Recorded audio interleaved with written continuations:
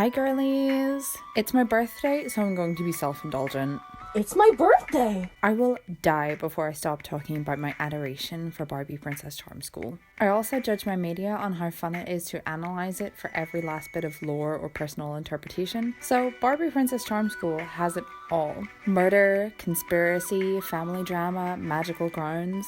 If you love mystery files, or if you're a Princess Diana conspiracy theorist, this is the Barbie movie for you. And if you're like me and love a good class commentary, then Princess Charm School has that in spades. Buckets even. So I hope you enjoy what is essentially a condensed version of my essay, the full version of which can be found on my blog linked below. How Barbie Princess Charm School engages with class inequality.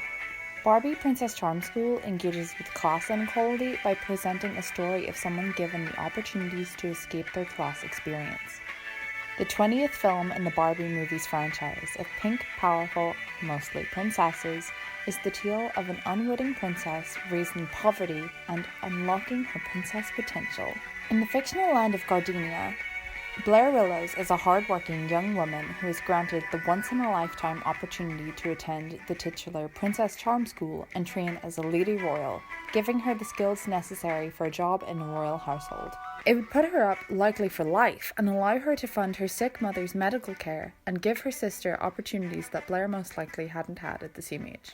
While Blair does discover that she is in fact the long-presumed dead Princess Sophia, true heir to the Gardenian throne, she actually spends the majority of the movie's runtime fighting the uphill battle against class inequality as the only commoner among the future princesses and well-off lady royals. A brief summary of Barbie Princess Charm School. For those who do not follow Barbie movies as closely as gospel, as I have no shame in doing, Barbie Princess Charm School is the story of Blair Willows, a young woman who wins the opportunity to attend a prestigious school and who during her time there discovers she is the presumed dead Princess Sophia.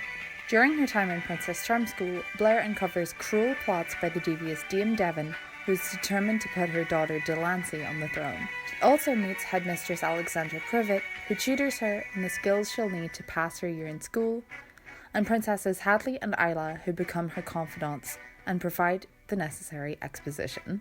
Blair also meets Delancey Devon, who goes against her mother's wishes and helps Blair, Hadley and Isla discover the truth and places Gardenia's magical crown on Blair's head, which reveals her to be truly the heir to the throne. You can tell she's not yet a princess. Blair's background is established from the opening scene of the film, which is a montage to the song You Can Tell She's a Princess. While obviously the song is direct and blatant foreshadowing of Blair's identity being revealed later, it also sets up the movie's key ideal that there's a princess in every girl. How Blair shows this is through her hard work. We see in the montage that Blair opens the Café Gardenia in the morning, performing all necessary duties such as setting up tables and chairs outside, as well as the sign, and setting out the baked goods. We see her serving customers throughout the day, picking up tips to take home, and closing up the cafe in the evening. The establishment of Blair's working class status indicates the first aspect of Blair's class that is addressed in the movie, and she works against over the course of the story: housing. Of course, not everyone can live in a castle, and while Blair is of course not expected to before Princess Charm School, the castle does serve as a vehicle to convey how Blair is faced with housing inequality. When Blair gets home from her long day at work, we see that the Willows family lives in what is notably a poorer area, as Dame Devon later describes it as. We see a train track, which would cause noise pollution, immediately making the area seem less desirable. Blair also states that she wished that they could live in a better area and hoping for a better place for her sister Emily to grow up, making it clear that it is not a place that Blair would ideally choose for her younger sister. Naturally, moving into a private school attached to a palace could certainly create feelings of inadequacy in Blair, and shows the stark contrast between what she had just come from. According to privateschoolreview.com, typical private school tuition in Los Angeles is over $16,000 USD in 2023. And according to salary.com, average waitress salary in Los Angeles is in the range of $23,000 USD, which means that without winning the lottery, living in Princess Charm School would be unaffordable to Blair. But it isn't just the cost that makes the housing inequality obvious. it's the amenities that Princess Charm School offers. This is not just a reference to amenities that might aid in education, such as the ballroom and the pool, but rather the vault and the security system. When Blair enters her home, we see no visible lock, and while it presumably exists, it doesn't quite compare to the impressive bank-type vault storage in the palace. In contrast, Hadley is familiar with the laser security system that is seen outside the main body of the vault. While laser systems as shown in the movie only exist to add drama in cinema, the kind of system can be implemented, and one to the scope of the vault would be expensive to set up. It doesn't appear that the Willows family has any kind of budget for even a lower level security system, and of course they don't seem to have much worth stealing, with value of sentimental variety being the key worth anything seems to hold.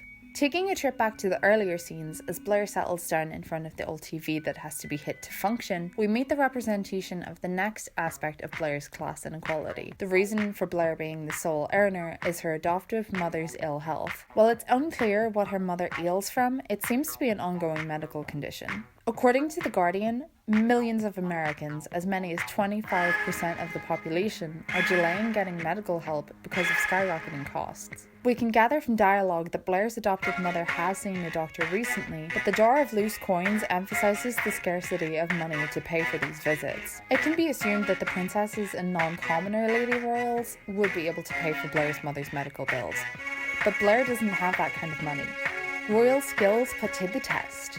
The mention of the scholarship thus brings us to the point that dominates the majority of the plot of the movie: education inequality as a result of class. Blair is awarded the amazing opportunity to attend Princess Charm School on a scholarship as rewarded by the annual lottery, which Headmistress Privet refers to as a chance to change her life forever. However, while sprites such as Grace exist in Princess Charm School with the role of personal princess assistants, the lottery win is not the magic wand solution Blair's sister Emily seems to have hoped. Headmistress Privet informs Blair that only 27% of the lottery girls even make it to graduation, meaning Blair has just over a 1 in 4 chance of getting the better life for Emily and her mother. This chart by Slate.com highlights the very same point that Headmistress Privet warns Blair about: how likely it is that she will not be able to complete her year in Princess Charm School. She asks Blair if she has what it takes, but as the chart displays, it might not even matter how hard she works.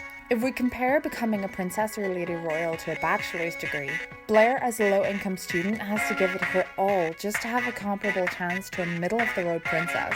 That same article references that sociologists Elizabeth Armstrong and Laura Hamilton documented the ways that one large state flagship university sacrificed the needs of poorer undergrads in order to cater to the desires of mediocre but wealthy students looking to spend 4 years tailgating and doing keg stands. Dame Devon shows favouritism to Portia, a princess who is visibly feeling a class exercise, over Blair, who Dame Devon actively wants to sabotage. In her poise lesson, Dame Devon instructs the princesses and lady royals in how to maintain correct posture and walk elegantly while balancing books on their heads. Dame Devon gives harsh criticism to the majority of the class, such as comparing one girl to a migrating duck and suggesting that another seems crazy. But Portia, who's shown to seemingly be one of the few friends her daughter Delancey has, is doing fine, even though she is carrying the book over her head.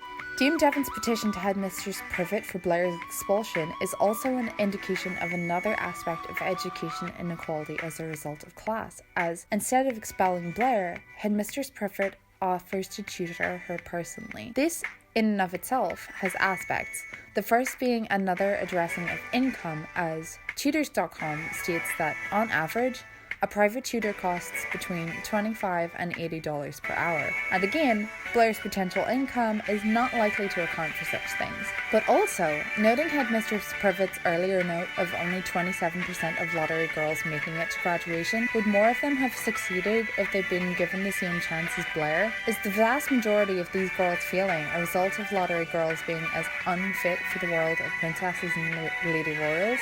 Or is it a result of a failure in the system that Blair was luckily handed the opportunity to avoid? Blair's friendship with Hadley and Isla, while both of them lift her up as best they can, serves to emphasise the gaps in knowledge Blair has as a result of class-based education inequality, be it due to losing time in school from having been working, or by the lower standard of education that she's been used to at that point. Going back to the article on Slate.com, the Department of Education found that slightly less than 10% of high schoolers from poorer families had top math scores, compared to 48% of those from wealthier backgrounds. While the example here is maths, Blair's history knowledge of her own country compared to her royal counterparts is lacking to a similar degree. Favorite legend about the Gardania royal family. Go!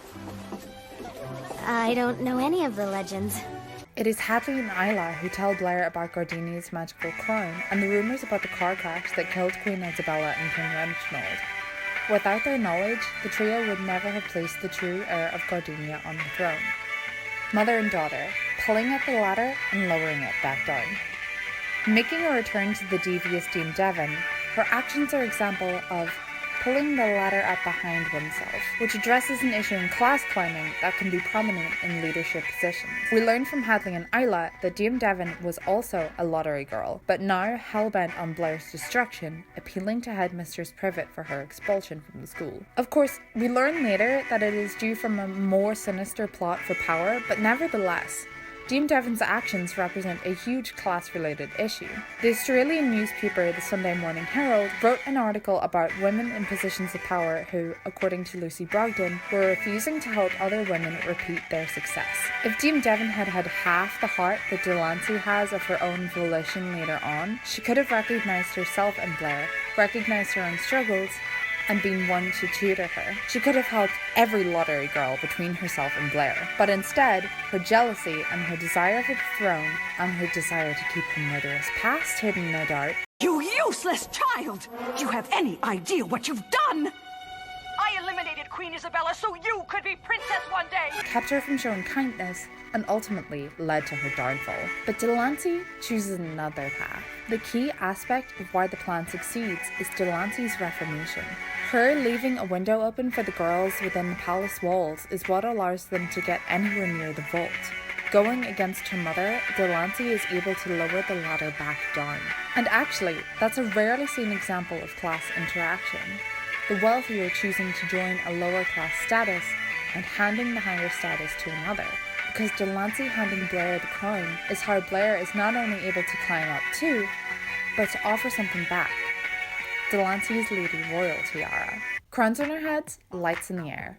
And this leads us to the concluding point that the film wants us to reach. While not every working class young woman can be a secret princess, Blair and Delancey swapping of roles is proof of Blair's final words that end the film. There's a princess in every girl. This is the representation of how Barbie Princess Charm School engages with class inequality by addressing many aspects of class, the damage that can be done, and how much work it will take to undo that damage. But by working together, Blair, Hadley, Isla, and Delancey are able to create something much more powerful than the differences between them. Blair's hard work gets her far, but it is her Princess Charm School allies that allow her to overcome class inequality once and for all, which is truly the most important aspect of how Barbie Princess Charm School addresses class inequality. Okay, I hope you girlies loved that. I'm off to celebrate my birthday now. Bye girlies!